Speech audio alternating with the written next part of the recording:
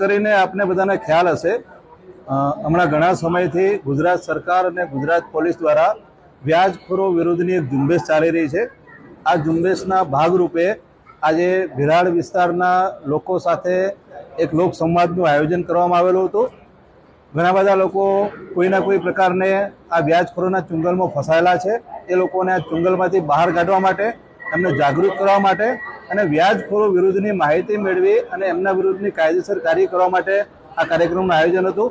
ઘણા બધા લોકો એમાં ઉપસ્થિત રહ્યા હતા। ગામના સરપંચ, ચૂંટાયેલા સભ્યો અને નાના વેપારીથી લઈને મોટા વેપારીઓ કે જે લોકો વ્યાજખોરોના ચુંગલમાં સપડાયેલા છે એ લોકો આજે હાજર રહ્યા હતા। એમની રજૂઆતો સાંભળેલી છે અને આગામી સમયમાં આ વ્યાજખોરો વિરુદ્ધની અમે કડકમાં કડક કાર્યવાહી કરવાના છીએ।